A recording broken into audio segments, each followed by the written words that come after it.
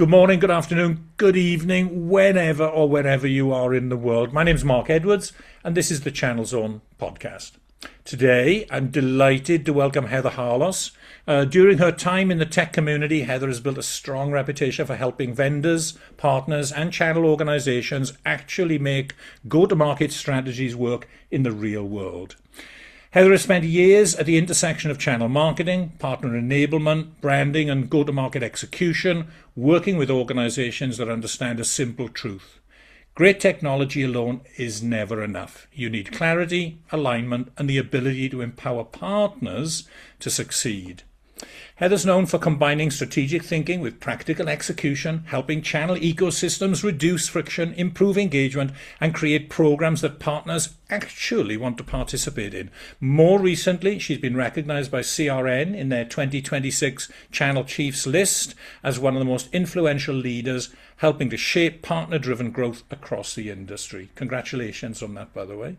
Thank you. But it's not all work for Heather. She also has, I would see it, I don't know, as a parallel existence, working with the Rainbow's End Equestrian Centre. And hopefully we'll get the opportunity to explore that too in our conversation here today. So Heather, welcome to the Channel Zone. Yes, thank you for having me. And I feel way more important now than I actually am based off of that introduction. Right. Well, we try to big it up a little bit there. Yeah. But the CRN, the Channel Chiefs list, is a nice feather in your cap. It is. So Much appreciated. Yeah, congratulations on that. So look, as I said in the intro, I do hope we can explore both your role at Coro and your passion for animals in general and horses in particular, because it's not just horses, is it? It's dogs as well, if I remember Dogs rightly. as well, yeah. Okay, as I said, I feel quite guilty actually putting them into secondary class. They're not. They're probably level pegging, equal. Mm-hmm. Okay. Equal. But tell us, if you would, a bit about Coro. The company name is kind of new to myself, probably new to many of the viewers and listeners here. What do they do, and what value do they deliver? Yeah, so here at Coro, we are what we would call workspace protection, or a true platform that a customer through a partner can leverage for, I would say, almost all of their security needs. So we have 14 different modules that are plugged into packages that they have access to with one dashboard, one AI engine, and a single interface that they interact with. So through MSPs predominantly then, that's the kind of channel to market, I think. Anything channel. So MSPs as well as value-added resellers, and then we work with distribution. We have some telco partners that we work with as well. So I would say it was purpose-built for MSPs initially. Right. And then there's always a space for a resale market. For resellers to go direct to customers, and they want to manage their own environments. Yeah. So we were able to accommodate both. Oh, excellent. I've got any idea how many MSPs there are, maybe? And again, In the world? Yeah. Well, I was going to say we'll do the US. I'm here in Blighty. I'm in just outside London, England. You are in the US.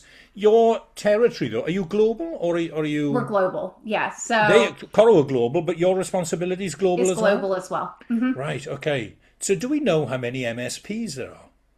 I mean, I feel like they grow every day because even traditional resellers have found that I think the way of the future is a services motion. So it's not strictly just selling it, doing a one-time engagement. Yeah.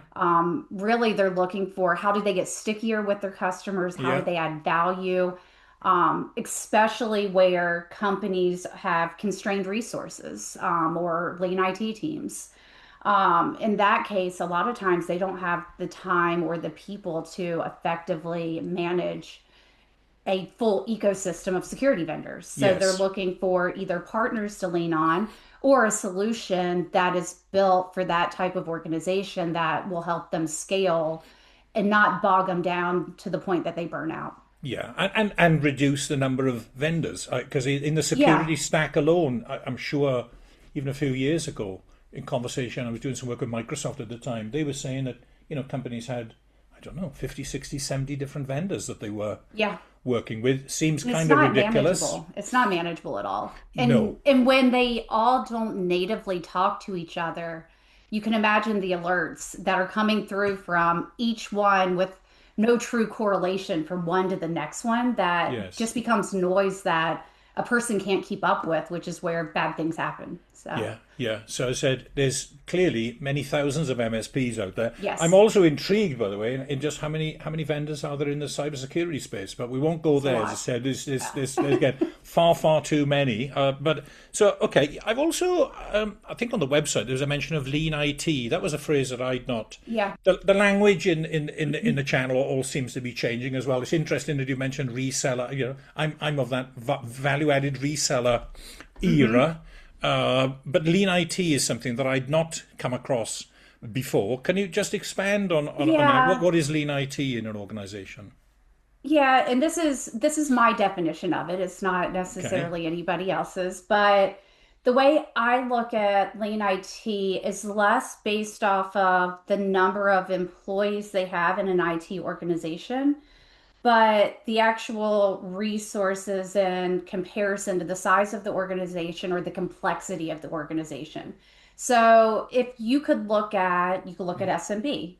Those would be considered lean IT because they're really small teams that are expected to do a lot. Okay. However, a lot of times as companies scale and they get bigger, the IT org doesn't grow with them Mm. proportionally. So you're asking the same group of people, or maybe a slightly larger group of people to take on a lot of responsibility and manage a ton of platforms where they really don't, it's not that they don't have the skills or the want, but you only have so many hours in a day and people do actually have to sleep. So when you get to that point to where you don't have a specialist for this platform, you don't have a specialist for this platform, where you have more people that are covering more systems, Mm. that's what I look at as where you're in that sort of lean IT space. So it's not just lean in terms of people, though, as you said there. It's No. the tools and the tech stack as well. I just wonder then, looking ahead from what you said there, I thought it was a great description, by the way. I think you said it was there, the Harlos sphere Yes. description of lean IT. I wonder as to whether that is the future for IT organizations with It AI is. and automation. If it ever delivers on the full promise of it, you could imagine it being a very tight, lean organization for sure. This episode of the Channel Zone podcast is brought to you by In Connection, the trusted events agency to some of the biggest names in IT. In Connection knows that in today's fast-paced world, it's not just about delivering a return on your event's investment. It's about delivering unforgettable experiences. Because some events fade within hours, while others become memories that are talked about for years. In Connection, the go-to event agency for the IT channel, creating memories that matter. Oh, I definitely think everything's trending that way, not only because of AI, but also because of budget constraints. I mean, people are trying to do more with less, and a lot of times that comes at the detriment of the employees that are supporting the organization. So if you can give them a tool or a platform that actually, and we like to say it adds, let's say, probably 2 to 2.5 people to their Right. team, just by introducing a platform that removes the noise that they were having to deal with before. You take that same person that's phenomenal, but now they can really work on optimizing for the company and making things better versus just keeping the lights on. Yeah, yeah. No, it makes an awful lot of sense to me. And what kind of partners do you work with then in the main? Is there a sweet spot, or is it from the biggest, most kind of traditional IT value added resellers all the way down to potentially a small MSP? All of the above, yeah. Right. And we have Okay. teams that are dedicated to different routes to market. Right. Right. No, interesting times ahead then, by the sounds of it. Yeah. Hmm. So, as Global VP of Programs and Enablement, can I ask, I don't want to be too personal, but what do you get to do? What gets done? I was going to say in a typical work week, but my guess is, I don't know whether you find it the same, Heather, but a week doesn't last very long anymore. Is it It just does me? not. It just kind of goes like, we're, Yeah. we're recording this on a Wednesday. We're halfway through the week already. Hmm. Rather than a typical work week, maybe in a typical month, I'd be interested, what kind of things do you do? Is it meetings, events, conferences? internal, so on and so forth. Can you just paint us a picture? I'd be interested. Yeah, so I would say all of the above. So next week I'll actually be at an event in Orlando, Florida. Right now I'm working on a project for a new integration. We can't talk about it yet, but we do have a new integration coming. So I'm working through that with all the different teams. I work with our sales leaders and our operations team to make sure that our systems, platforms, and programs are structured in a way that actually makes sense for what a partner is looking for. Right, And I know it sounds cliche that you want to be the easiest vendor to work with. Everybody says that, and that right, is not unique. However, there is a certain way, and I think probably my background coming from distribution gives me a little more insight than people that haven't been in that role before. But there's a certain way to structure things and set up systems and build programs so that they're actually easy for the partners to a right. certain extent. Yeah. Yeah. And when you say So programs, it's partner programs we're talking about there, is it? The varying types of programs, or is it contractual arrangements that you would have with your partners? Is that how you it's define it? both of those. So when I look at programs from my standpoint, it's everything from how do we build our contracts so that don't have to go through 2,000 red lines and they just make sense when Right. somebody reads them, Yeah. to how is the program structured as far as what are the tools and the systems that we have in place, as well as the benefits that a partner is going to get from working with us, because it has to be a two-way benefit. It can't just be good for me. Yeah. It has to be beneficial for them as well. So it's figuring out what that should be structured like, all the way down to we have an order through the door. How do we actually make the procurement process Right. streamlined and easy? So there isn't a lot of back and forth, and it doesn't take 2 weeks, which I have experienced before, to get a quote back. Like that is not acceptable, especially in today's world. Correct. You need it Yeah. immediately. So I think we're all into we want everything immediately. One click yes. is what we kind of expect from many things now. And is that something that you are able to deliver? I mean, We are getting there. So I would great. say fingers crossed if we pull it off by July, we'll be able to have partners do self-quoting, automated orders, all of that. So yeah, it should be as easy as, hey, ping my disty, I get a quote back immediately, we process the order and we hit the ground running. So And way that to is the go. And, dream. and then they're on one of your programs, and then the next time you see them, it's probably at some partner event or maybe at a conference, which might be in Las Vegas. Well, the two destinations I think for you are Vegas and Florida, by the looks of it. Yeah, Vegas From and your Orlando. from your LinkedIn, I think you were in Vegas recently, though, weren't you? I For was, yes. a major. Was that more of a conference or an exhibition? I don't know whether you It was a distinguish between conference. them. Yeah, it was Conference, okay. channel partners, and the MSP summit is the portion I was there for, and then some other team members stayed for the channel partners Yes. after. So, with regards to those, with your experience, what are the ingredients do you think in terms of how do you maximize those opportunities? Because everybody's there. I mean, my guess is it's a big exhibition hall, Yeah, lots of people there with their pop-up stands and giving away. Might there be water bottles? Maybe yeah, water bottles, fake moleskin notebooks. Maybe I don't yeah. know. I don't know what else.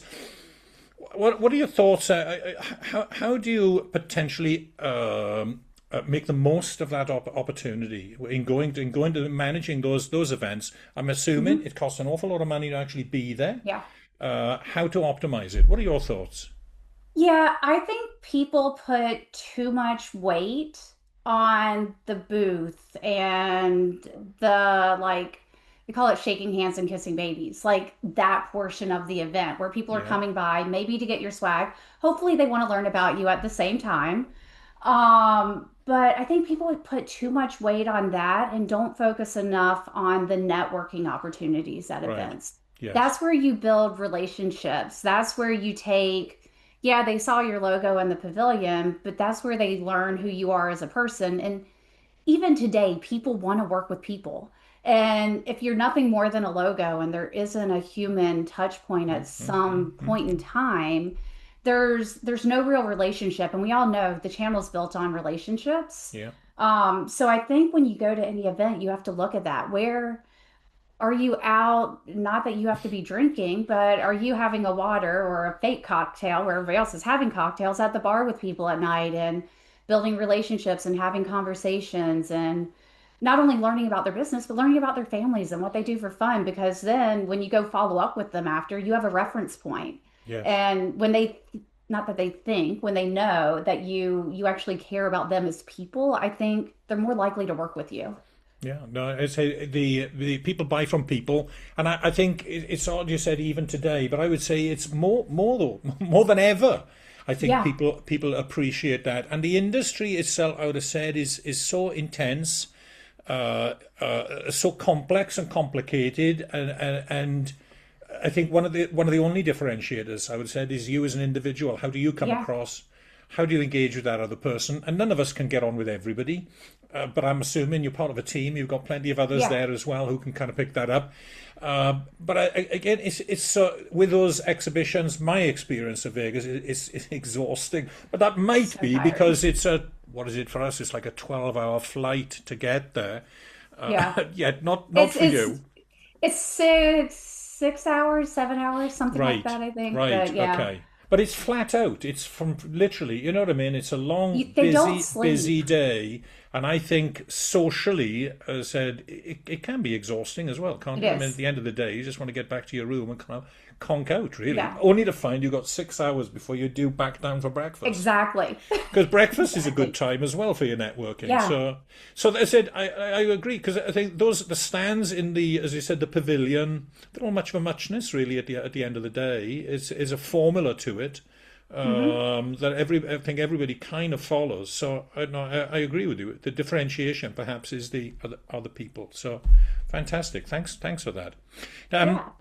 on your enablement piece, now I've spent 25 years providing support and advice to enablement teams in the tech sector. In that time, I've seen massive change in the way that enablement and training is provided. When I first started, Heather, it was I don't know whether the phrase OHP means anything to you in the US, but this was the overhead projector. You may Oh yeah. remember before the kind of slide decks, and I even remember 35 mil slide carousels. Hmm. It's more like Don Draper I in the had Mad one of Men those in high series. school. I'm not Right. that far off. Okay, so huge change not only in the technology, but I said in the amount of time that we used to spend. It was quite common again back in the late 80s, 90s, week-long events in the UK and being country house hotels, quite leisurely, Hmm. not particularly intense, but that was the norm. Over the years, I've seen that shrink.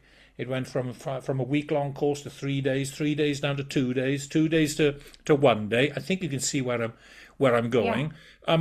So the need for enablement seems to grow all of the time. I'm sure you've got Hmm. requests constantly about this needs to be done, the partners need this, that, and the other. But at the Yeah. same time, the time that's available for enablement and maybe the resources available as well, I would have said probably been shrinking. We're now Yeah. expected to deliver information, expertise, awareness, understanding Hmm. in hours rather than days. How do you see partner enablement in particular? How is it for you today? And looking ahead, how do you think it's going to change? Yeah, I think, well, I guess first I can give sort of some context. So, we had our last pack meeting in November, and then I was at another company previously, and even in that pack meeting, they had the same input around enablement.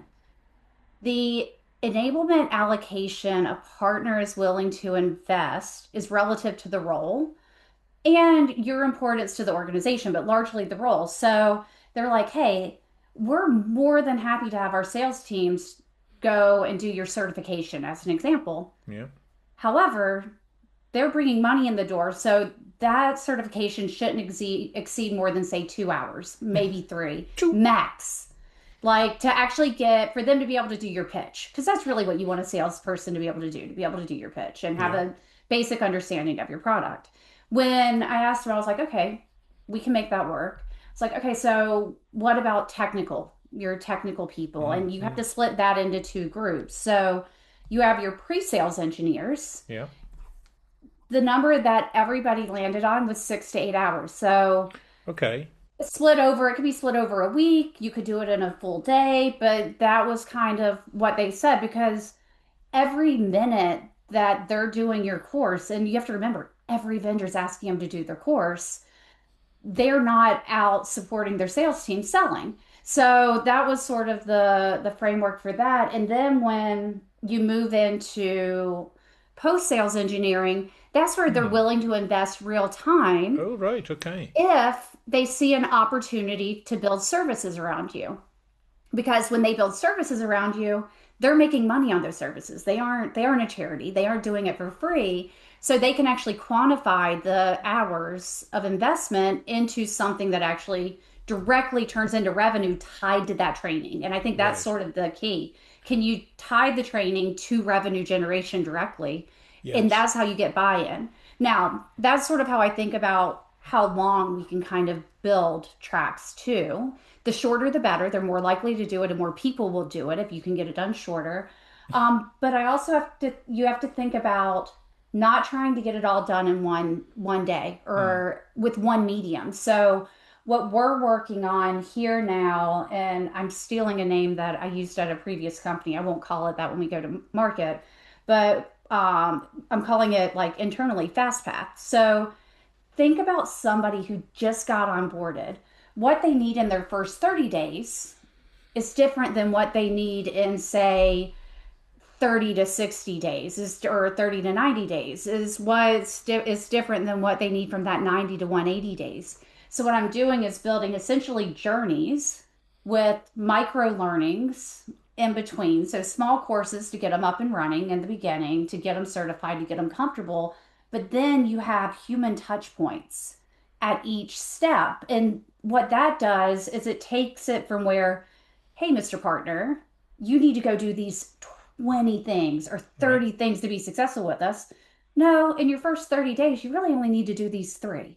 In your next, you only need to do this number. So now it's digestible over time and it doesn't pull them so far away from a resource allocation or a time commitment that they can't focus on growing their business. It's extraordinary. As you said, the amount of enablement that a seller would have at a partner nowadays. You said Yeah. all of the vendors, everybody's trying to get access to them. Um, I don't know. I mean, it's that's very very difficult. I come from a Yeah. time when, as a salesperson, you actually you had one product, you had one Yeah. product, one. You needed to understand one piece of the puzzle. Whereas today, it seems as if it's very very fragmented. Somebody mentioned it. I'd not heard post sales engineering. My pre sales absolutely post sale, but are they effectively the professional services people that are actually Correct. implementing Yeah. the service? Yep, Right, that would be them. Or doing ongoing management of it, right, or maybe they're running health checks, right, doing bug fixes, doing whatever. It's that team. right. But they're the ones who can also spot other opportunities within Exactly. the I mean, organization. they're your biggest resource for upsell opportunities because Yeah, they they know where are. the gaps are because they're actually in the environments looking at them. Yes, yeah. And they said the enablement for them is different more than anything, perhaps, well, in its duration, you get more time with them, but Yeah, also with the depth that you can go to, I assume. exactly. They're super technical. Yeah. How technical are salespeople, by the way, just as, in the tech industry, in cybersecurity in general? What do you think? On a scale of one I to ten, how think, technical are they? I don't think you can rate them as a group. Damn.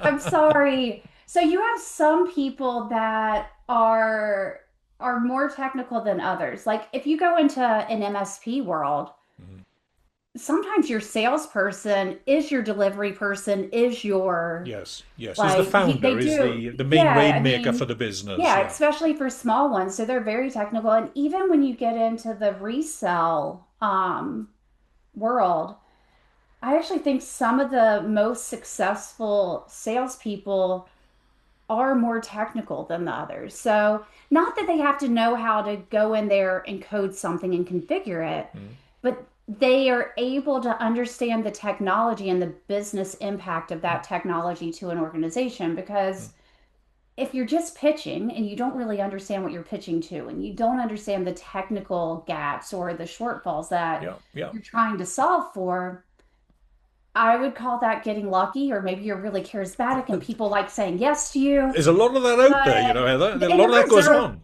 there are people that are really good at that. But if you look at the ones that I would say move from being a seller to a consultant, Yeah, there's a technical component to consulting, even if you aren't hands on keyboard. yeah, There's an understanding that you need to have yeah. that I just don't think everybody gets. They don't have. I say, and the differentiator I would say there, and it's come up a few times with some other guests on the show, but curiosity and interest. I think a salesperson Hmm. who's curious in the space that they're in Yeah, will, over a period of time, they become absolutely experts. And again, surely that is what I would have assumed. That's what the customer wants.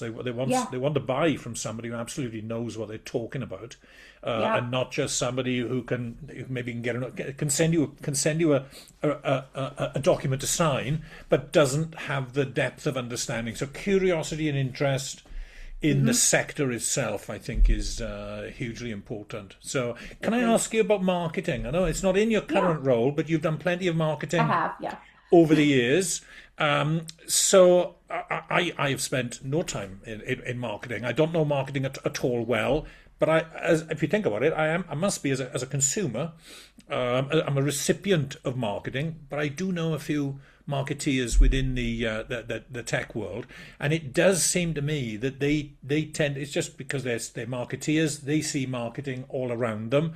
I'm intrigued as to what kind of marketing you like and don't like. So we'll start with don't like. What kind of marketing rubs you up the wrong way? Excuse, I don't know if that phrase works or not, by the way, It's but fine. it could be misunderstood. But Okay. right, what kind of what? Yeah, let me get another word. Um, What kind of marketing do you react critically to then?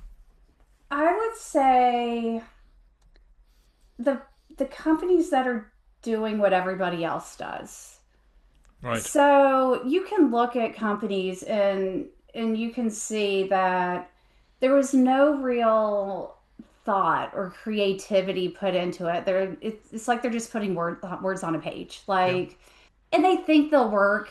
And I equate that to, and I always tell people when they think about marketing, I'm like, when you speak to everybody, you reach nobody. And those companies that try to speak to everybody, those are the ones that I'm like, yeah, I'm not your person. Like, and I don't think you know who your person is because nothing's for everybody. Like, Correct. and you need to understand your audience and you need to resonate with them. So I would say that's the ones that I'm just like, I don't think so. Yeah, I just what you said there resonates also with something I read a little earlier today. So is it Rick Rubin, the music producer? But Hmm.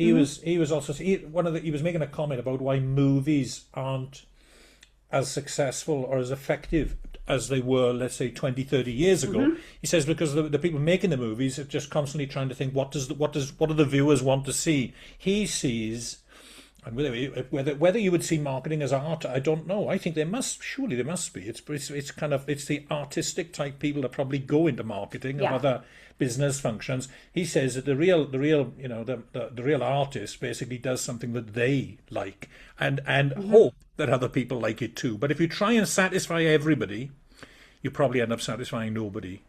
Exactly. So I think that was kind of similar to what you said there. So what kind of marketing? Anything in particular you could say you do like?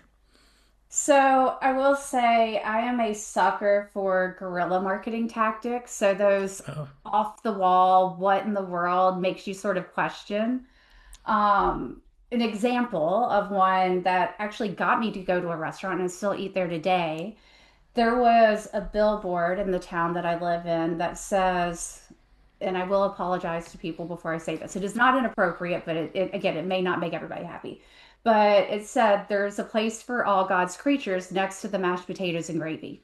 right. So, and it was a wild game restaurant. So, did they care if they made a vegan mad or they made a vegetarian mad? That wasn't their audience. But I looked at that and first it made me giggle.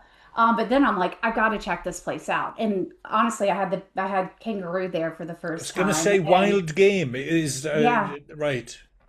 and it was Kangaroo, phenomenal. ostrich. Is ostrich wild game? That's Yep, they have peculiar. ostrich there too, and it was phenomenal. And I still go to that restaurant to this day.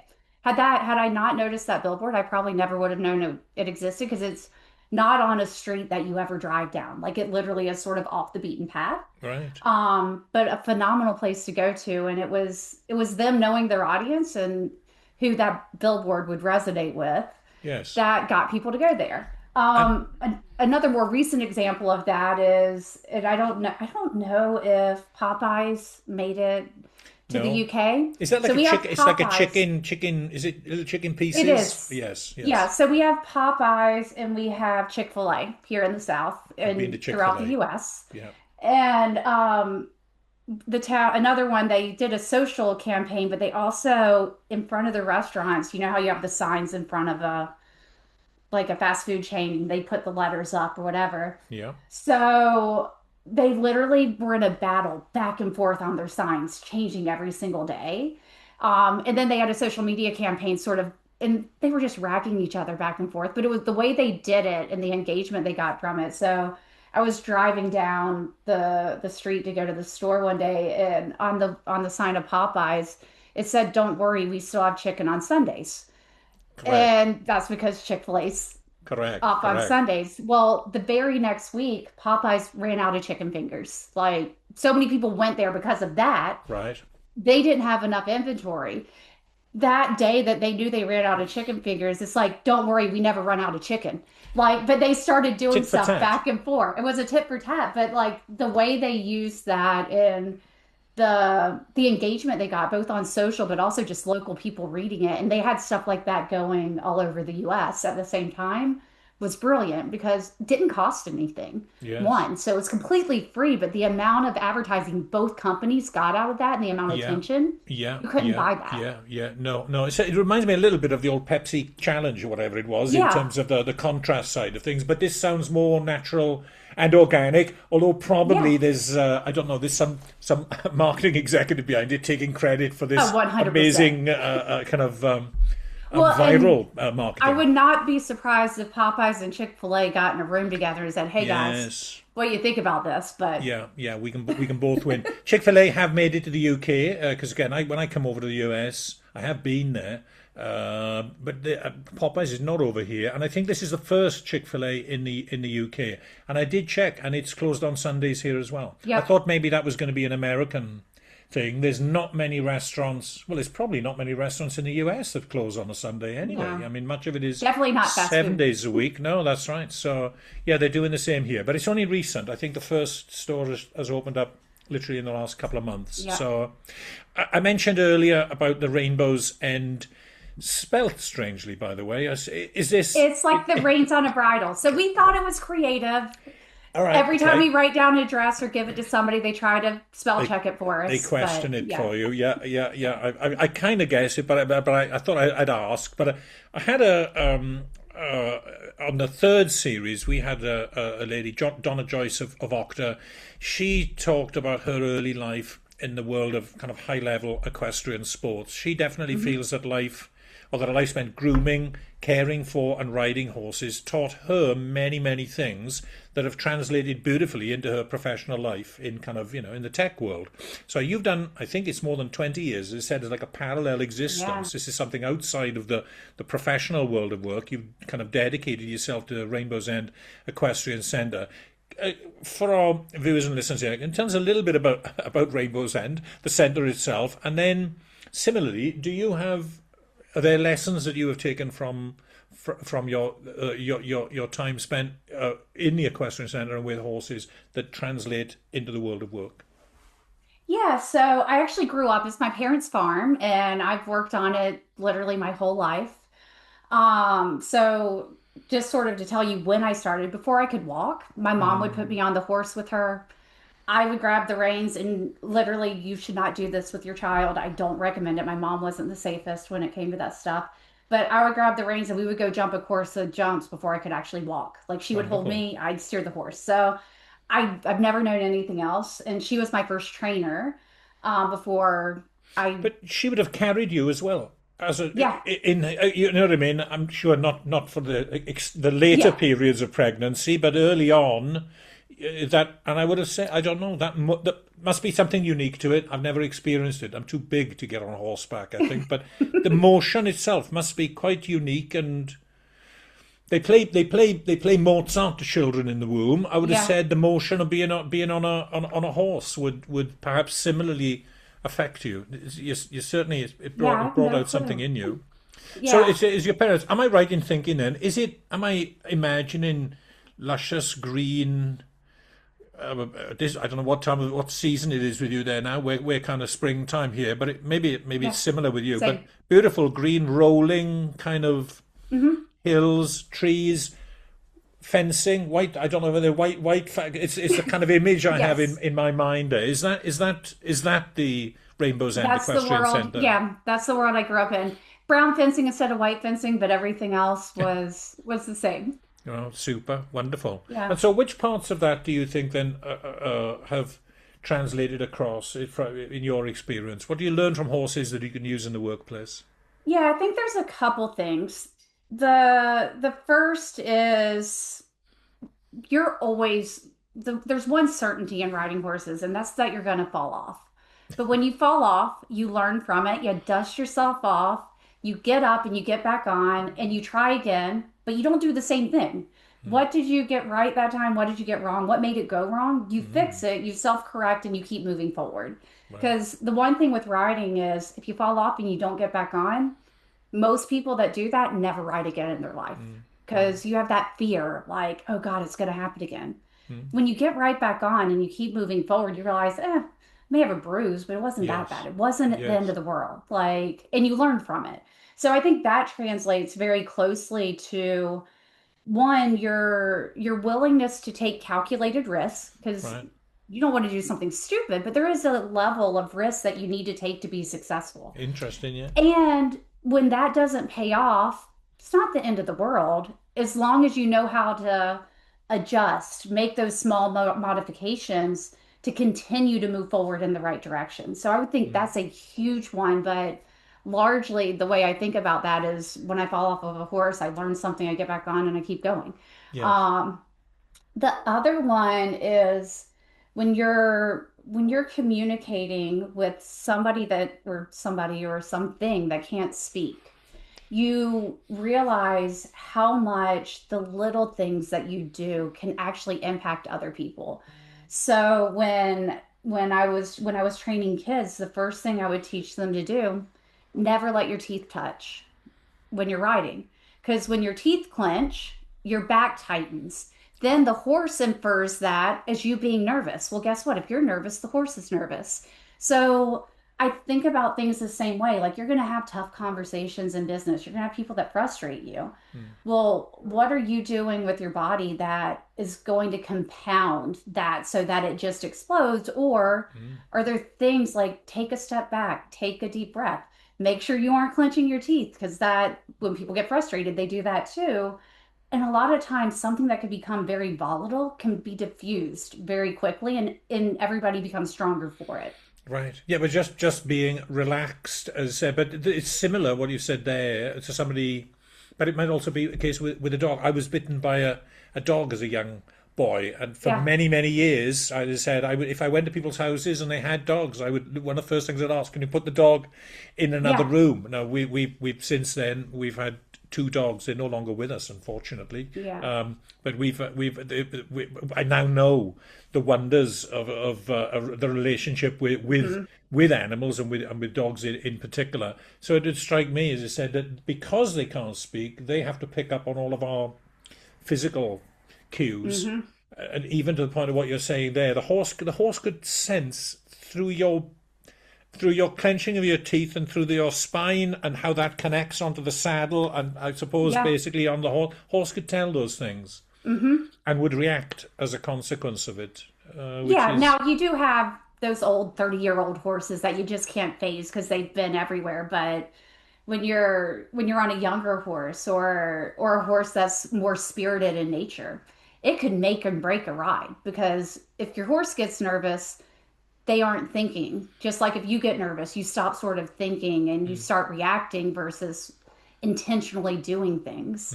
The same things for a horse as it is for a person, and you impact that with everything you do when you're on top of them. It's the same thing with horses are going to do stupid stuff, and if you get mad at them, they know you're mad at them, and they're going to continue to do stupid stuff.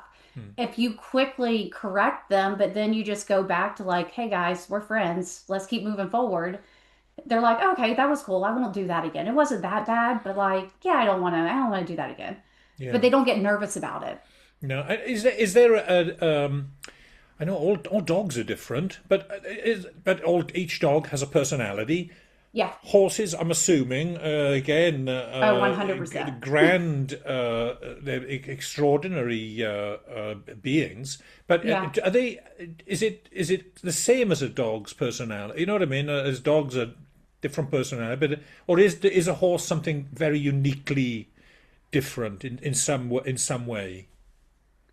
I almost think horses are a little more intuitive than some dogs. I think they pick up on things. There was actually a study that they did, which was, I thought it was incredibly interesting. It may just be because I'm a horse girl. But this lady raised a horse, and they did this on purpose. They knew the study was going to run 20 years. She raised a horse until, let's say, it was like 3 years old. Hmm. Fed it, brushed it, did everything for it. And then they sent it off to live with somebody else for 20 years. The Oh, second she went back, because they wanted to see if it actually had like long-term memory and it built relationships with humans. The second she went back and said its name, and it didn't normally do this, it squealed, ran mm, up to the fence, and was so excited to see her. the So joy. I think, yeah, I think they're more intuitive than people give them credit for. They will hold a grudge. If and they do know there's people they like, there's people they don't like, and they all have different personalities. Like my show horse, I called him a city horse, even though he lived outside. He was afraid of nature. You could bring, which is the weirdest thing, a horse should not be afraid of nature. A kid could come out in a pink jumper and a bicycle could go by. He thought it was the coolest thing ever. Mm. Grasshopper touched his leg, thought he was dying. Well, Saw well, dead well. grass because grass apparently is never supposed to be dead. He thought it was going to eat him. And I'm like, really? Like, what in the world, boy? But they're all different. So, Yeah, yeah, no, I say never spent any time with them. In the main, I think in the UK, it must maybe the same with yourself. Well, maybe you're more in a rural part of the US, but mhm, it's a rather expensive hobby. I think it is is. the again another friend of mine. I think his daughter had a horse, and he said it's a bit like I think the phrase they use with boat owning, isn't it? You know what I mean? The best days are the Yeah. day you buy it and the day you sell it. I don't think it's as easy with a horse. I'm sure a friend of mine, it's a long-term commitment and Yeah. it can be very expensive. I dread to think what the veterinarian bills are, but They can hurt. yeah, we They can won't, we hurt. won't, we won't, we won't, we won't go there. No, no, no, super, fantastic. Well, long may it continue. Is it something that you can do into as you get older yourself? There's Oh nothing to yeah. stop you ride. You just have to be a bit more cautious, maybe, and as to the type of riding. Yeah. Yeah, I think if I'm not mistaken, there was an Olympian, is it last Summer Olympics or the one before? He was in his 70s and doing Right, the Olympics. right, Like, right. I mean, it's all in how you take care of yourself. And it's the same thing for Yes, your horses. Like, people yes, think horses are done at 15.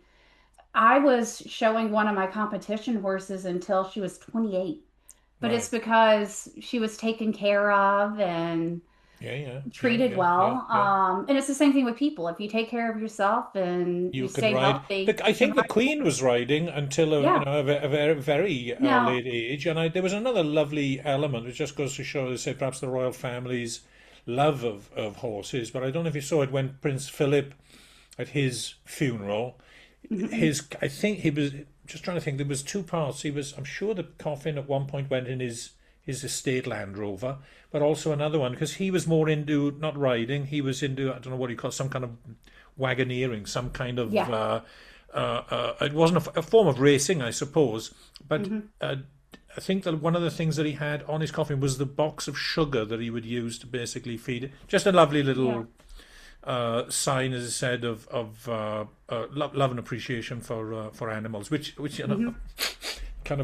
Yeah. it plays on your heartstrings. So fantastic. Thank you ever so much for that. Now then, last question on behalf of In Connection. These are the sponsor of the Channel Zone. So I've been asking all of the guests for their most memorable corporate hospitality type event. So be it a partner event or a kickoff or a president's club or whatever other options you have with Coro and with other companies. What would be do you have one event? We're looking for a memorable event and why?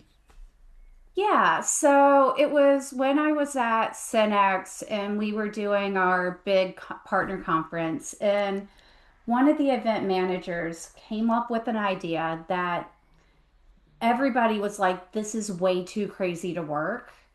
But it changed, and it was what kicked off the event. It changed the mood of that event from anything, like it was different than anything I'd ever seen. So we actually ended up hiring a guy that was a spoken word artist or poet to come out, and we had music in the background, and he had written this inspirational poem, but around technology, which you wouldn't think around technology, but then the human Okay. element and us all coming together.